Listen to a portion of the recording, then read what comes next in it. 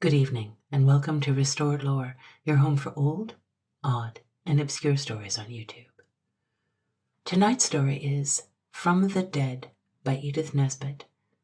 This story comes from Nesbit's short story collection called Grim Tales, published in 1893. We have enjoyed some of her stories for children on this channel, and this is our first voyage into her work for adults. As you can probably already guess, this is a ghost story, very appropriate for October. Now, let's open our imaginations and begin. Part 1. But, true or not true, your brother is a scoundrel. No man, no decent man, tells such things. He did not tell me. How dare you suppose it? I found the letter in his desk, and she being my friend, and you being her lover, I never thought there could be any harm in my reading her letter to my brother. Give me back the letter. I was a fool to tell you. Ida Helmont held out her hand for the letter. Not yet, I said, and I went to the window. The dull red of a London sunset burned on the paper as I read in the quaint, dainty handwriting I knew so well and had kissed so often.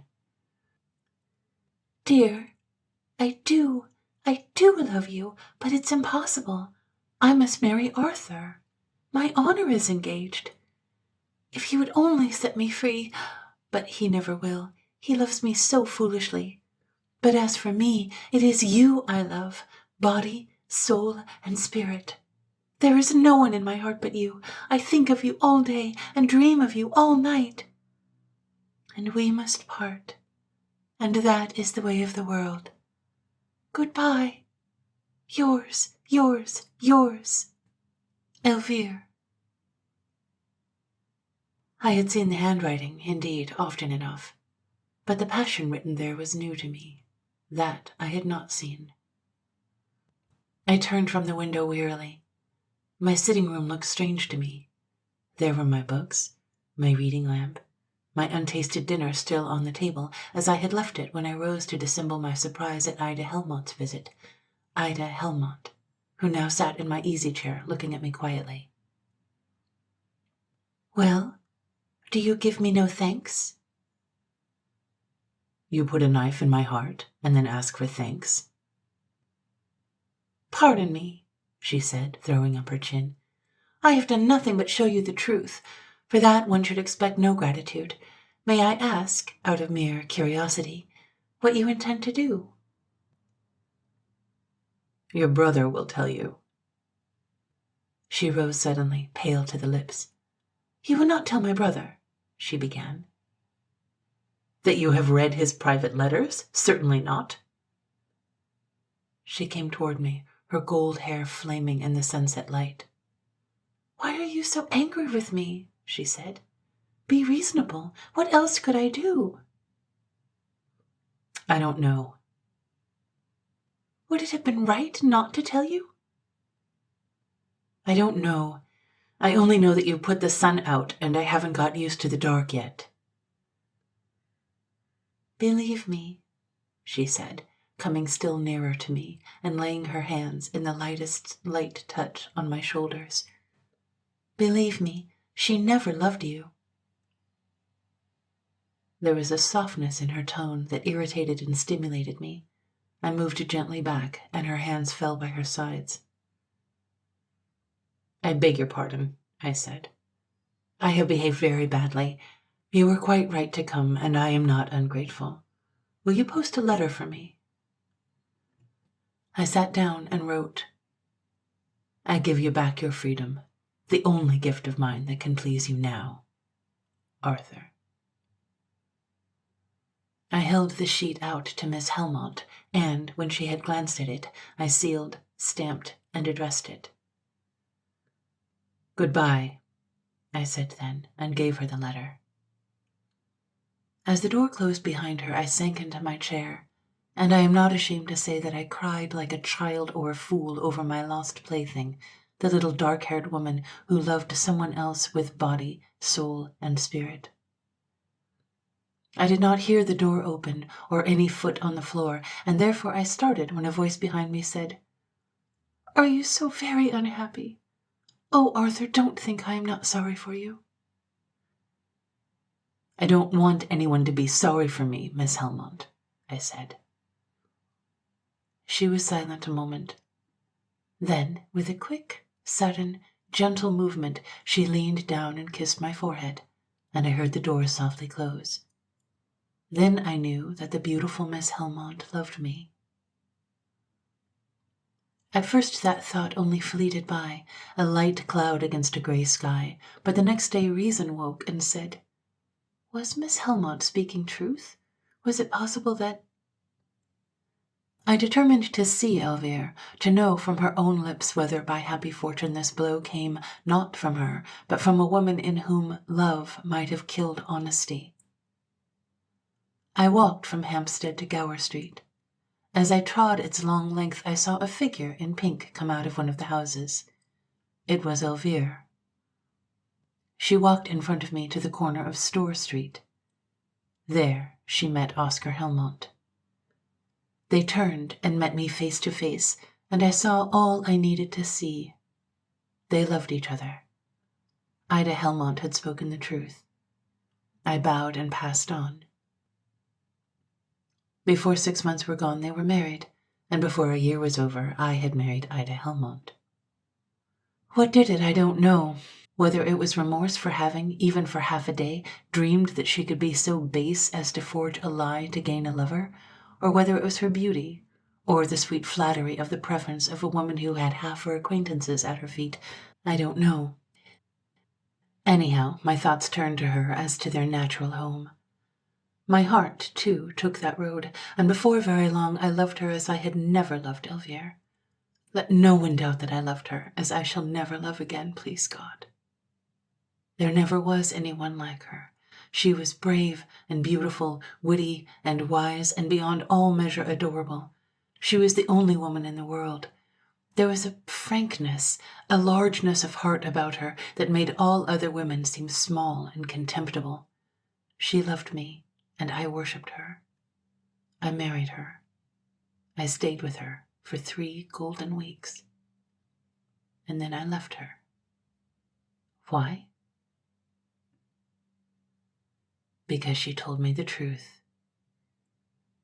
It was one night, late. We had sat all the evening on the veranda of our seaside lodging, watching the moonlight on the water and listening to the soft sound of the sea on the sand.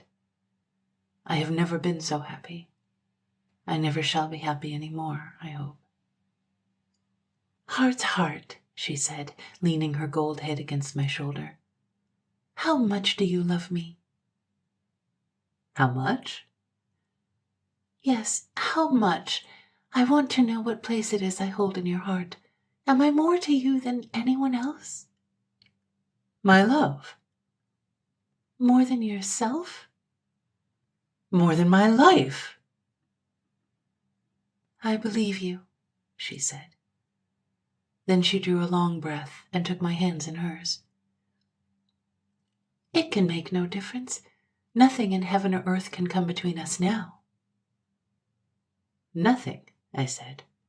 But, sweet, my wife, what is it? For she was deathly pale. I must tell you, she said. I cannot hide anything from you, because I am yours, body, soul, and spirit. The phrase was an echo that stung me. The moonlight shone in her gold hair, her warm, soft gold hair, and on her pale face. Arthur, she said, you remember my coming to you at Hampstead with that letter? Yes, my sweet, and I remember how you... Arthur, she spoke fast and low. Arthur, that letter was a forgery. She never wrote it. She stopped, for I had risen and flung her hands from me and stood looking at her. God help me, I thought it was anger at the lie I felt. I know now it was only wounded vanity that smarted in me, that I should have been tricked, that I should have been deceived, that I should have been led on to make a fool of myself. that I should have married the woman who had befooled me. At that moment she was no longer the wife I adored. She was only a woman who had forged a letter and tricked me into marrying her. I spoke. I denounced her. I said I would never speak to her again. I felt it was rather creditable in me to be so angry. I said I would have no more to do with a liar and a forger. I don't know whether I expected her to creep to my knees and implore forgiveness. I think I had some vague idea that I could, by and by, consent with dignity to forgive and forget. I did not mean what I said. No, I didn't mean a word of it. While I was saying it, I was longing for her to weep and fall at my feet, that I might raise her and hold her in my arms again. But she did not fall at my feet. She stood quietly, looking at me. "Arthur," she said, as I paused for breath, "let me explain. There is nothing to explain," I said, hotly, still with that foolish sense of there being something rather noble in my indignation, as one feels when one calls oneself a miserable sinner. "You are a liar and a forger, and that is enough for me. I will never speak to you again. You have wrecked my life." "Do you mean that?" she said, interrupting me and leaning forward to look at me. Tears lay on her cheeks, but she was not crying now. I hesitated. I longed to take her in my arms and say, "Lay your head here, my darling, and cry here, and know how I love you." But instead I kept silence. "Do you mean it?" she persisted. Then she put her hand on my arm. I longed to clasp it and draw her to me. Instead, I shook it off and said, "Mean it? Yes, of course I mean it. Don't touch me, please. You have ruined my life." She turned away without a word, went into our room, and shut the door. I longed to follow her, to tell her that if there was anything to forgive, I forgave it. Instead, I went out on the beach and walked away under the cliffs. The moonlight and the solitude, however, presently brought me to a better mind. Whatever she had been done for love of me. I knew that. I would go home and tell her so, tell her that whatever she had done, she was my dearest life, my heart's one treasure. True, my ideal of her was shattered, but even as she was, what was the whole world of women compared to her? I hurried back, but in my resentment and evil temper I had walked far, and the way back was very long. I had been parted from her for 3 hours by the time I opened the door of the little house where we lodged. The house was dark and very still. I slipped off my shoes and crept up the narrow stair and opened the door of our room quite softly. Perhaps she would have cried herself to sleep, and I would lean over her and waken her with my kisses and beg her to forgive me. Yes, it had come to that now. I went into the room. I went towards the bed. She was not there.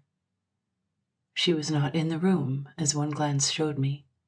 She was not in the house, as I knew in 2 minutes. When I had wasted a priceless hour in searching the town for her, I found a note on the dressing table.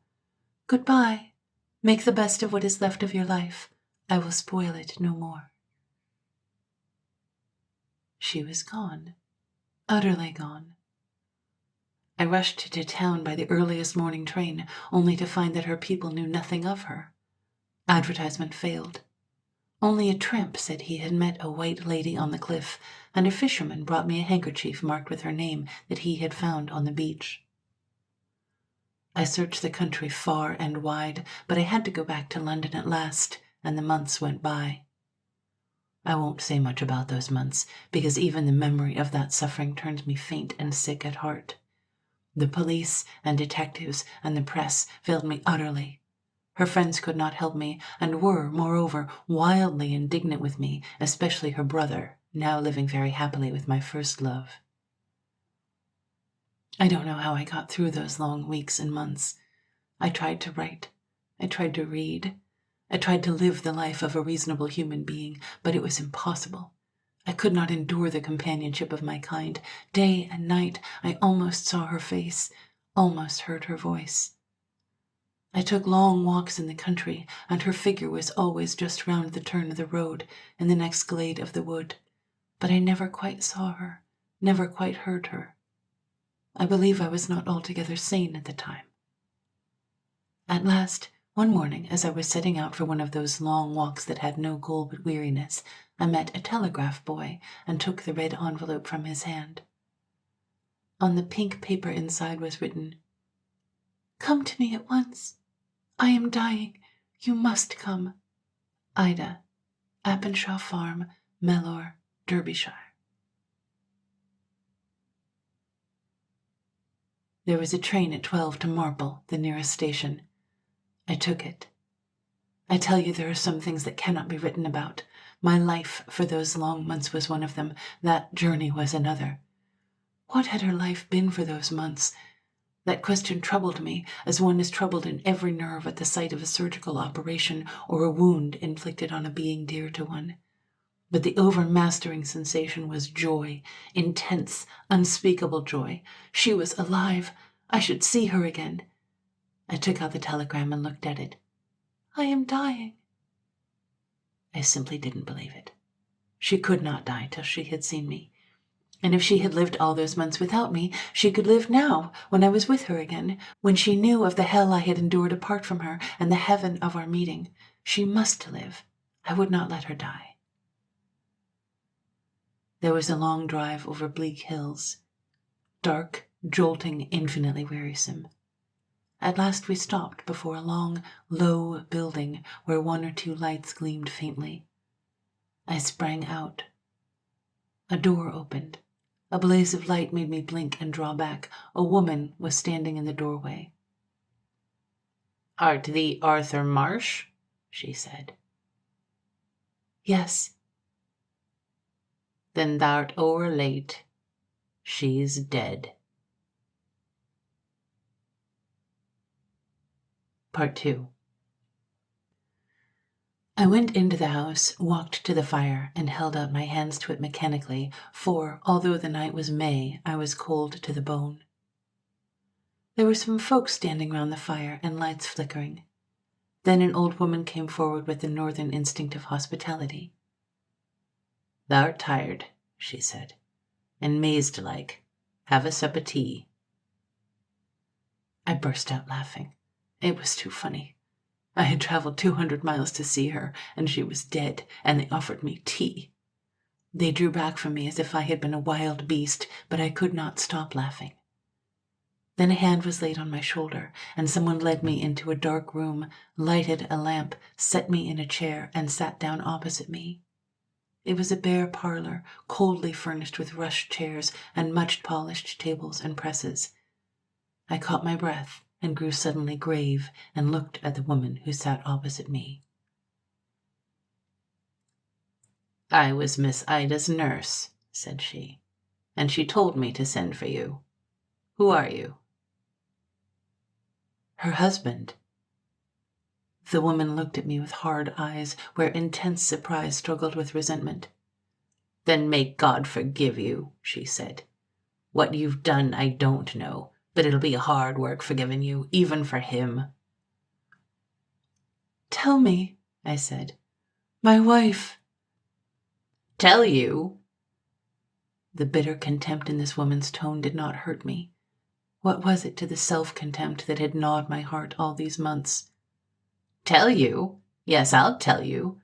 Your wife was that ashamed of you she never so much as told me she was married. She let me think anything I pleased sooner than that.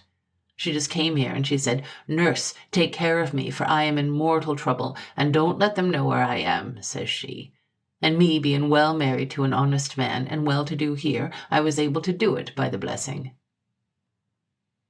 "Why didn't you send for me before?" It was a cry of anguish wrung from me. "I'd never a sent for you. It was her doing.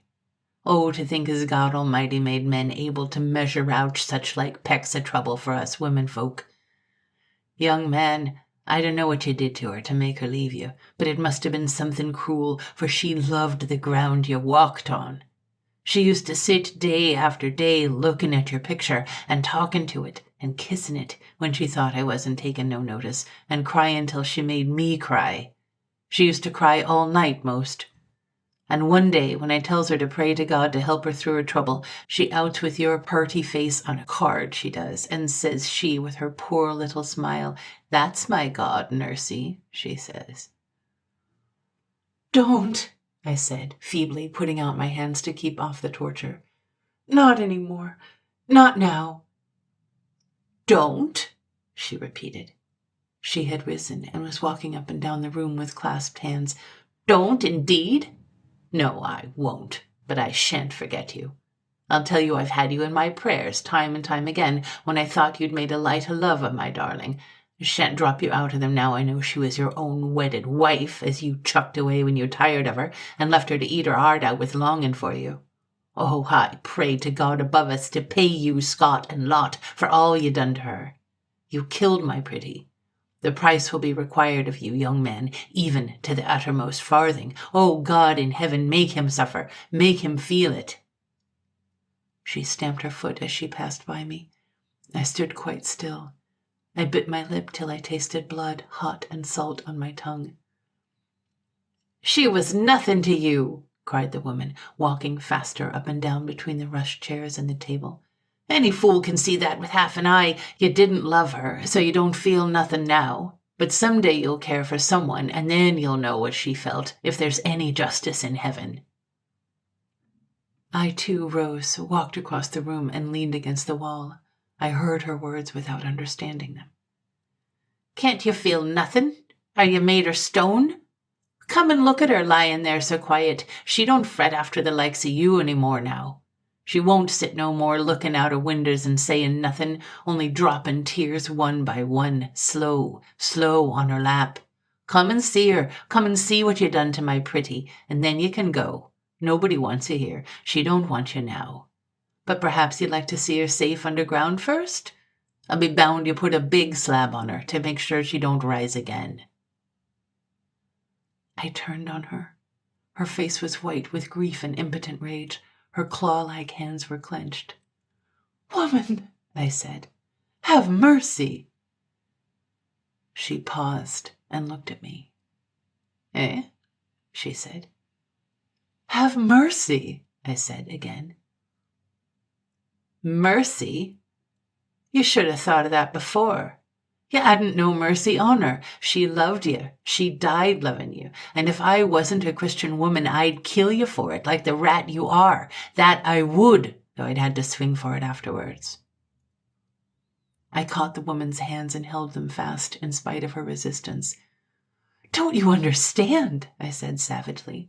"We loved each other. She died loving me. I have to live loving her. And it's her you pity. I tell you it was all a mistake, a stupid, stupid mistake. Take me to her, and for pity's sake let me be alone with her." She hesitated, and then, in a voice only a shade less hard, "Well, come along then." We moved towards the door. As she opened it, a faint, weak cry fell on my ear. My heart stood still. "What's that?" I asked, stopping on the threshold. "Your child," she said shortly. "That too? Oh, my love! Oh, my poor love! All these long months!" "She allus said she'd send for you when she got over her trouble," the woman said as we climbed the stairs. "I'd like him to see his little baby, nurse," she says. "Our little baby. It'll be all right when the baby's born," she says. "I know he'll come to me then, you'll see. And I never said nothing, not thinking you'd come if she was your leavings, and not dreaming as you could be her husband and stay away from her an hour, her being as she was. Hush." She drew a key from her pocket and fitted it to the lock. She opened the door and I followed her in. It was a large, dark room full of old-fashioned furniture. There were wax candles in brass candlesticks and a smell of lavender. The big four-post bed was covered with white. "My lamb, my poor pretty lamb," said the woman, beginning to cry for the first time as she drew back the sheet. "Don't she look beautiful?" I stood by the bedside. I looked down on my wife's face. Just so I had seen it lie on the pillow beside me in the early morning when the wind and the dawn came up from beyond the sea. She did not look like one dead. Her lips were still red, and it seemed to me that a tinge of color lay on her cheek. It seemed to me, too, that if I kissed her she would wake and put her slight hand on my neck and lay her cheek against mine, and that we should tell each other everything and weep together and understand and be comforted. So I stooped and laid my lips to hers as the old nurse stole from the room. But the red lips were like marble, and she did not wake. She will not wake now ever any more. I tell you again, there are some things that cannot be written. Part 3. I lay that night in a big room filled with heavy, dark furniture, in a great four-poster hung with heavy, dark curtains, a bed the counterpart of that other bed from whose side they had dragged me at last. They fed me, I believe, and the old nurse was kind to me. I think she saw now that it is not the dead who are to be pitied most. I lay at last in the big, roomy bed and heard the household noises grow fewer and die out, and the little wail of my child sounding latest. They had brought the child to me, and I had held it in my arms and bowed my head over its tiny face and frail fingers. I did not love it then. I told myself it had cost me her life. But my heart told me it was I who had done that. The tall clock at the stairhead sounded the hours, 11, 12, 1, and still I could not sleep. The room was dark and very still. I had not been able to look at my life quietly. I had been full of the intoxication of grief, a real drunkenness, more merciful than the calm that comes after. Now I lay still as the dead woman in the next room and looked at what was left of my life. I lay still and thought and thought and thought. And in those hours I tasted the bitterness of death. It must have been about 2 that I first became aware of a slight sound that was not the ticking of the clock. I say I first became aware, yet I knew perfectly that I had heard that sound more than once before, and had yet determined not to hear it, because it came from the next room, the room where the corpse lay. And I did not wish to hear that sound, because I knew it meant that I was nervous, miserably nervous, a coward and a brute. It meant that I, having killed my wife as surely as though I had put a knife in her breast, had now sunk so low as to be afraid of her dead body, the dead body that lay in the room next to mine. The heads of the beds were placed against the same wall, and from that wall I fancied I heard slight, almost inaudible sounds. So when I say that I became aware of them, I mean that I at last heard a sound so distinct as to leave no room for doubt or question. It brought me to a sitting position in bed, and the drops of sweat gathered heavily on my forehead and fell on my cold hands as I held my breath and listened. I don't know how long I sat there. There was no further sound, and at last my tense muscles relaxed, and I fell back on the pillow. "You fool," I said to myself. "Dead or alive, is she not your darling, your heart's heart? Would you not go near to die of joy if she came to you? Pray God to let her spirit come back and tell you she forgives you." "I wish she would come," myself answered in words, while every fiber of my body and mind shrank and quivered in denial. I struck a match, lighted a candle, and breathed more freely as I looked at the polished furniture, the commonplace details of an ordinary room. Then I thought of her, lying alone, so near me, so quiet under the white sheet.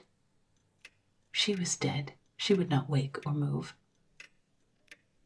But suppose she did move? Suppose she turned back the sheet and got up and walked across the floor and turned the door handle? As I thought it, I heard, plainly, unmistakably heard, the door of the chamber of death open slowly. I heard slow steps in the passage, slow, heavy steps. I heard the touch of hands on my door outside, uncertain hands that felt for the latch. Sick with terror, I lay clenching the sheet in my hands.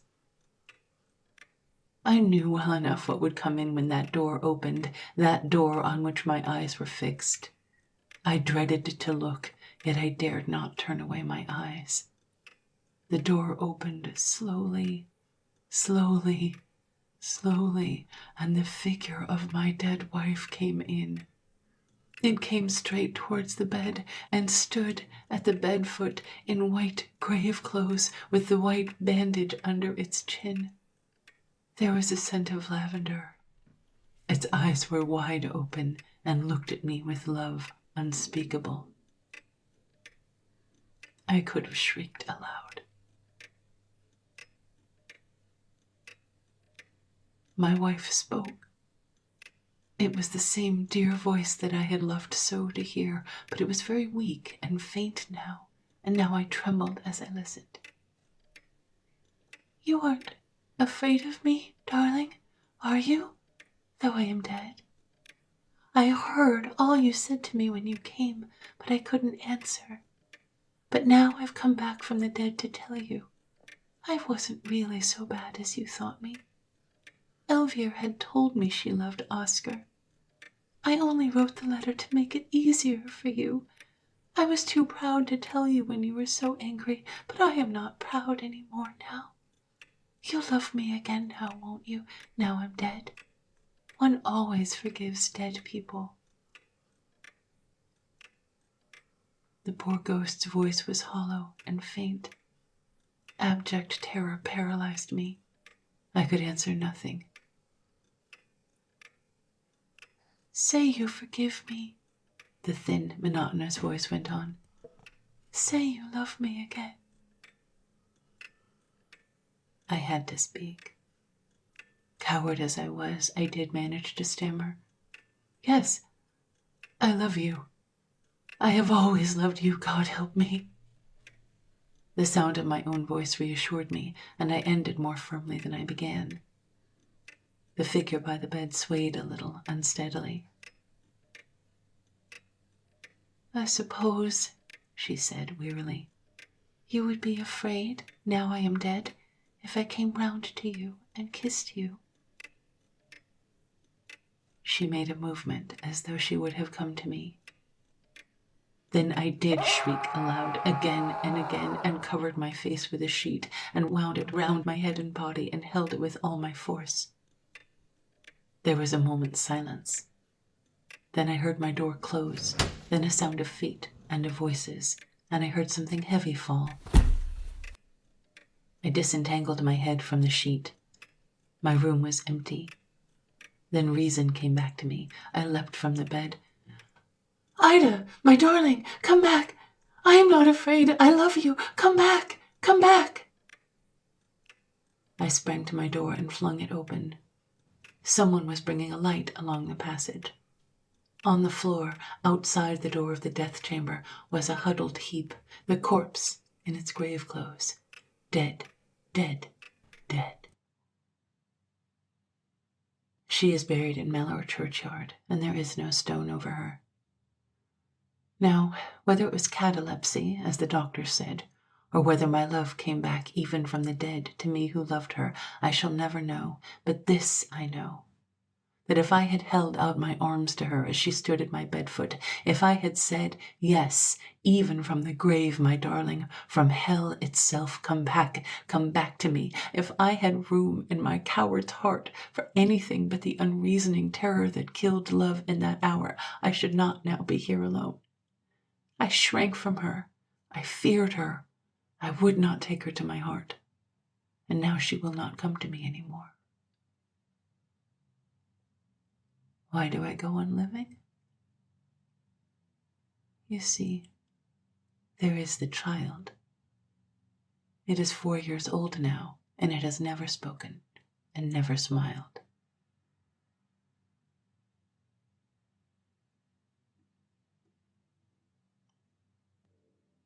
The best sentence in this story is, "There is nothing to explain," I said hotly, still with that foolish sense of there being something rather noble in my indignation, as one feels when one calls oneself a miserable sinner.